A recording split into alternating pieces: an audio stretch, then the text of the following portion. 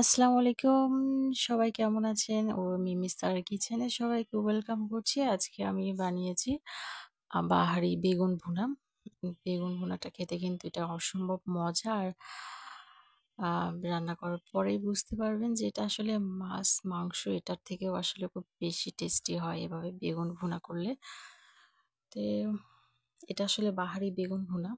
তো আমি এখানে ২ টার মতো বড় বেগুন নিয়েছি। তো ওইটাকে আমি হলুদ আর লবণ দিয়ে একটু সুন্দরভাবে মেখে জাস্ট কয়েক মিনিট একটু রেখে দিব। তো তারপরে আমি কড়াইয়ে তেল গরম করে আস্তে আস্তে বেগুনগুলোকে আমি একটু ভেজে নেব।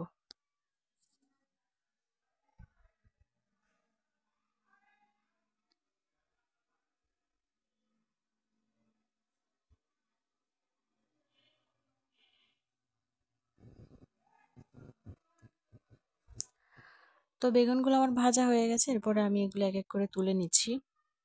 তুলে নেওয়ার পরে আরেকটু তেল দিয়ে এর মধ্যে আমি একটু জিরা ফোড়ন দিয়ে দিলাম। আর দিলাম একটা সাদা এলাচ, একটা তেজপাতা আর এক টুকরো দারচিনি।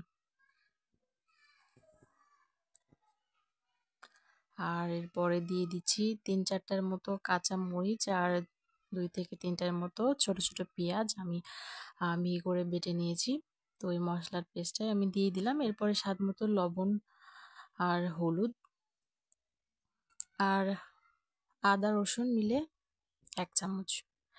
এটা দেওয়ার পরে আমি সুন্দরভাবে মশলাটাকে আমি কষিয়ে নেব। এরপরে একটু জাস্ট কালারের জন্য আমি সামান্য পরিমাণ একটু গুঁড়া মরিচটা দিয়ে দেবো এর মধ্যে।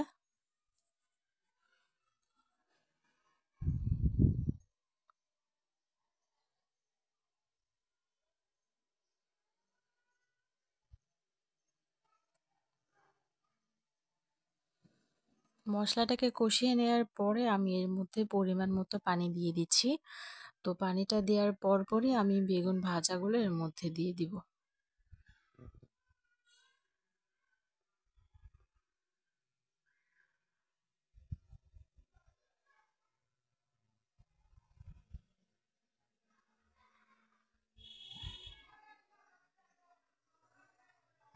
এটা দেওয়ার পরে আমি কিছুক্ষণ একদম মাখো মাখো ভুনাটা হয়ে এলে তারপরে চুলা থেকে নামিয়ে ফেলবো।